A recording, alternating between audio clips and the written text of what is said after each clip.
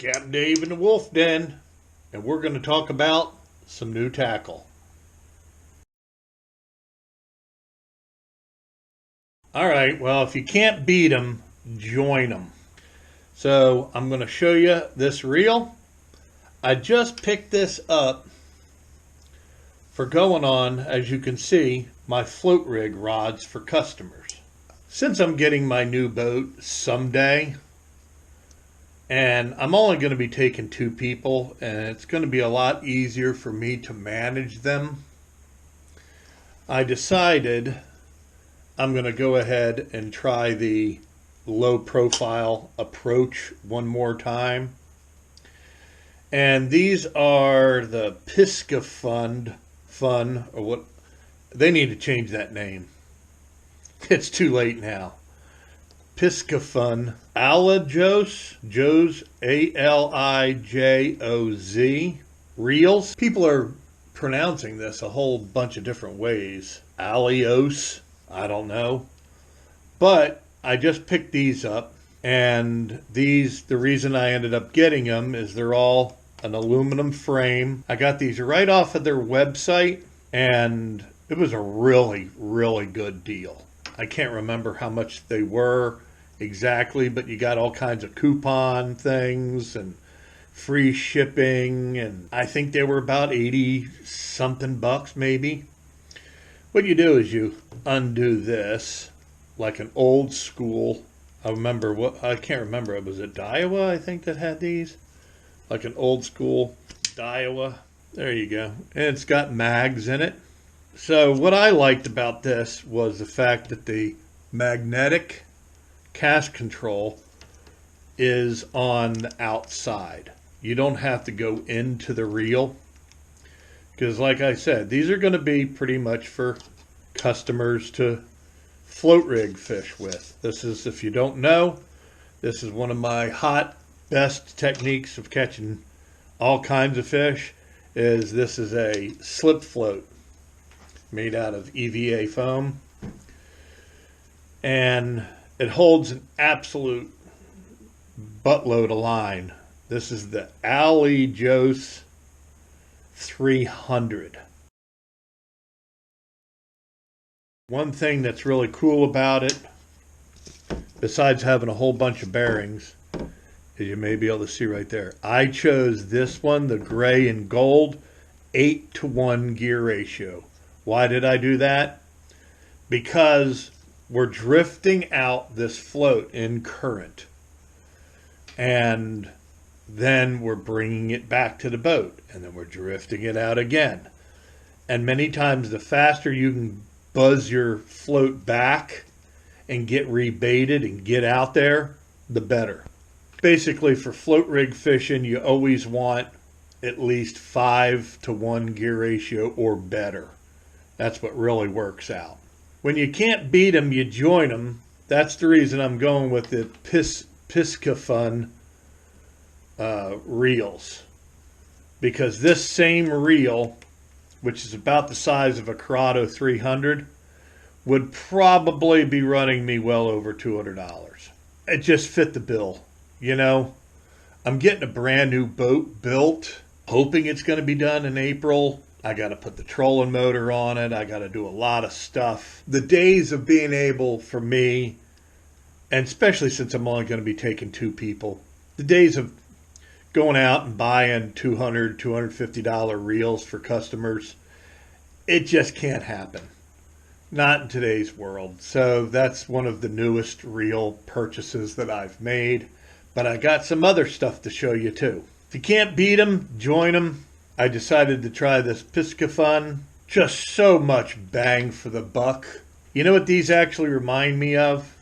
They remind me of this right here. If you all are subscribers of mine, you know what this is. That's a Lightning OTF. You can't beat this thing. Best bang for the buck. Well, best bang for the buck from what I could find. I studied everything, all the brands, was surfing around on eBay, and just all over the place. I went everywhere. and I ended up choosing these. So let me show you something else I got that has a little story behind it. Alrighty, I'm back. This is a real sweetheart right here, but there was an issue. These are a leftover model of the Daiwa Blue Coastal. I think it's a 150 size reel. But these were Daiwa Coastals, okay, with the T-wing system, as you can see.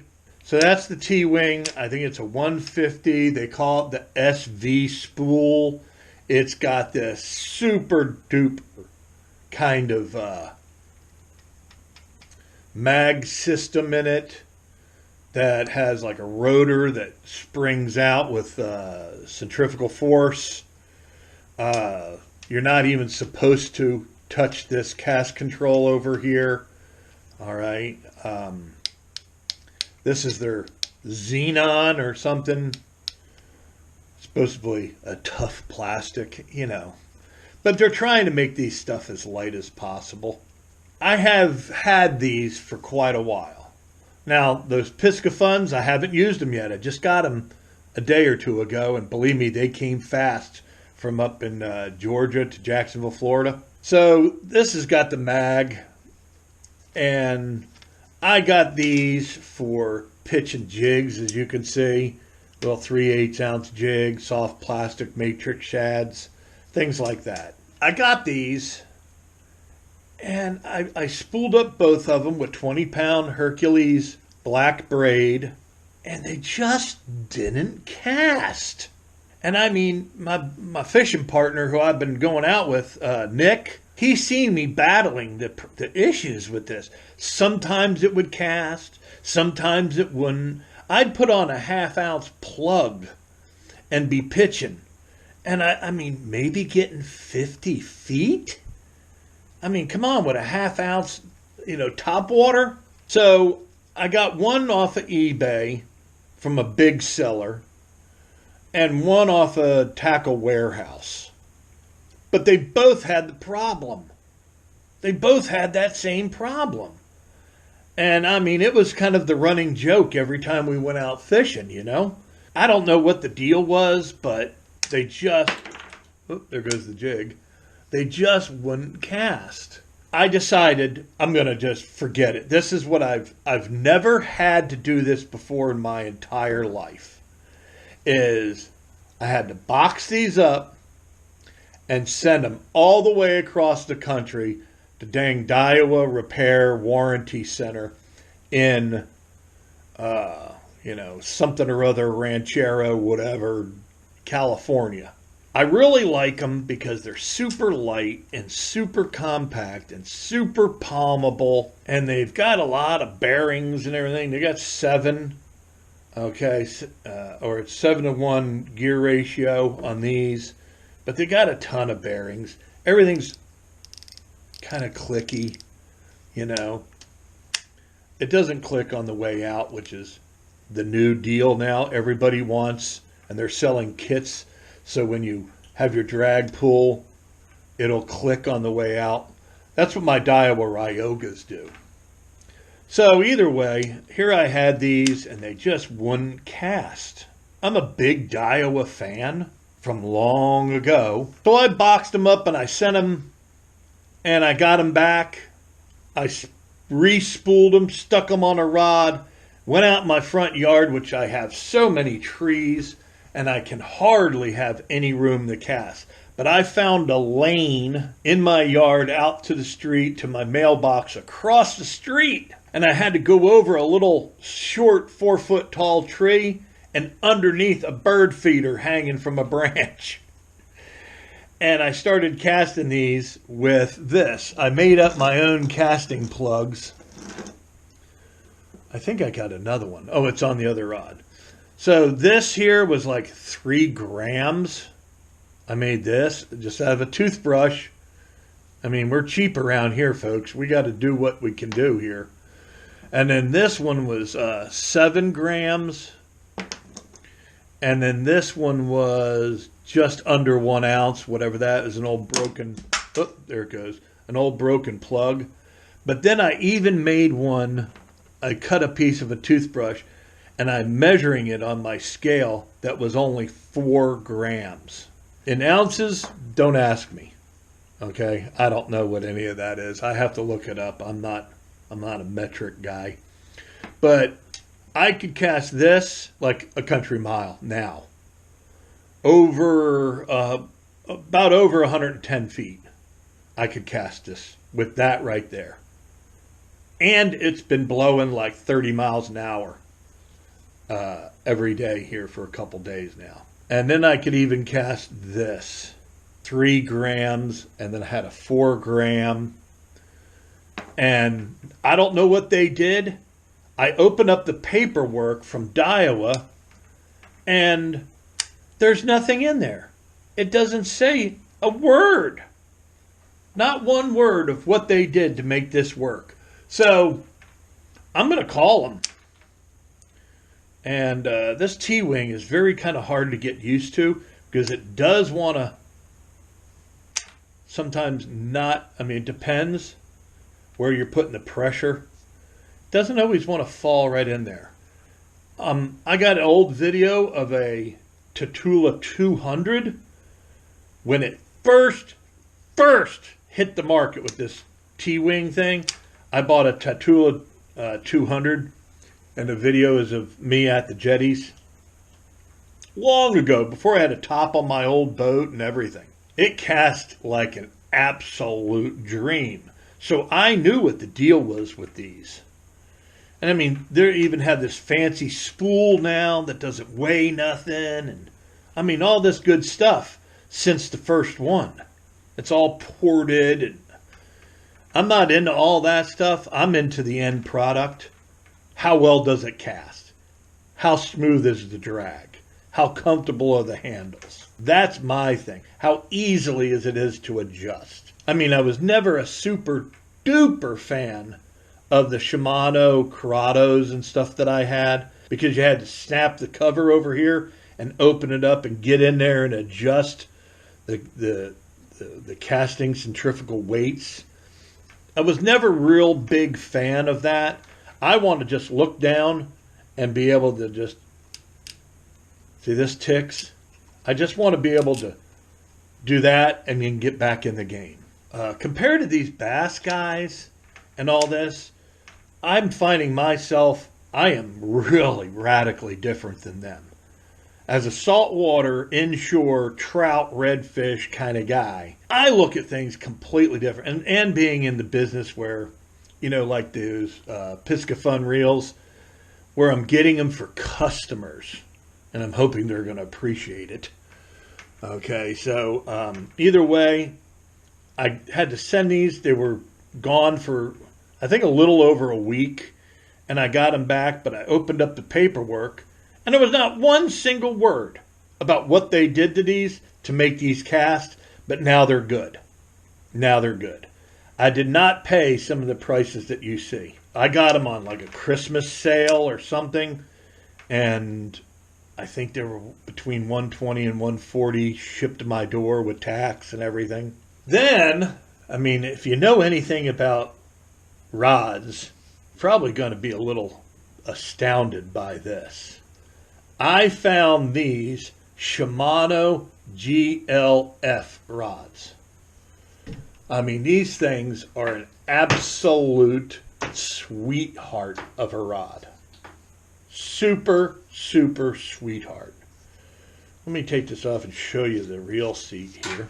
I mean, it's all kind of a skeletonized reel seat, so I love that where you're touching the blank. Medium light, 7 foot, 10 to 30 pound line, lure rating, 1/4 to 1/2 ounce. That is the perfection action for what I was looking for. I'm doing this in the old wolf den and there ain't no room. Picture the smallest bedroom in a house. In a normal, modern house. And then make it even smaller. That's the bedrooms in my house. Look how thin that is right there. Hold on to your hat. I found these rods. All wonderful, beautiful guides, just everything about it. The action, though, the medium light, super. I mean, this is kind of like I'm not going to say an ugly, I don't want to say an ugly stick, but I mean, you can actually do this, go back and forth with the rod, and the tip just does that. Because that's what I always want. I want a really soft tip for those speckled trout, because that keeps you from pulling a hook. That's what keeps you from pulling a hook. That's why they called this a Gulf Coast rod. If you looked it up, the GLF C70ML, it was literally marketed. Let me get the tag for you and I'll actually read it. There it is. There's the tag off of it. Literally marketed for people like myself. The new GLF series are built to match the demands of Gulf Coast anglers. That's what I want to be. I don't want to be an Atlantic angler. I want to be a Gulf Coast angler, which I'm not, but I'm still doing basically the same thing. Whether you're targeting the redfish, speckled trout, or flounder, the GLF series has the perfect tuned actions for a wide spectrum of techniques, featuring lightweight 30-ton hybrid blanks and a Shimano custom reel seat. See, they figured it out that there's us who are throwing for those type of fish, fishing for those type of fish. We're looking for thin, mega light. This thing doesn't weigh a damn thing. Is the action that we're looking for. So that's that, $40. So guess how many I have? I got 2 now and I got 2 more coming because I don't know if they're discontinuing these things or what. So that's the tackle that's been going on. And I posted it on my community page that I've actually got one 2025 is the size kind of thing. Daiwa Ryoga Bay jigging for sale. A used one. So I'm getting rid of one of my Daiwa Ryoga Bay jigging. If you're familiar with that, go to my community posts and you can see that on there. I was kind of known for doing a lot of ugly stick videos and things and a lot of tackle videos. And I haven't done a lot of tackle stuff lately in quite a while. But I'm re-rigging now, totally re-rigging for myself and for customers. And my next video will be some more reels that I picked up that aren't mainstream. I guess you can call the PISCIFUNs, they're getting to be mainstream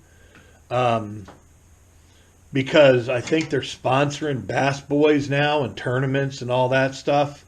But mainstream was always your Daiwa, Shimano, Penn, in the saltwater world kind of thing. And I always referred to as non-mainstream, Lose, and all these new reels that are out there. Especially the low profiles, since they're a dime a dozen and obviously very cheap to make. The PISCIFUN actually had an aluminum frame. Like I said, I don't get in the weeds. I don't get in all the weeds with all the little particulars. I'm looking for certain things. So that's what's been going on. I'm kind of excited to get out there. I cannot wait to get my boat and be out pressing all this. I have got brand new spinning rods and reels that haven't seen water for my customers. All for the inshore creek fishing and things that I plan on doing. So thanks for watching. I know this ran a little long, but I just wanted to give you all an update. Next time, it's going to be a whole different brand. I'm going to show you those. Around the house, got nothing to do. I think I'll go fishing, scare away the blues.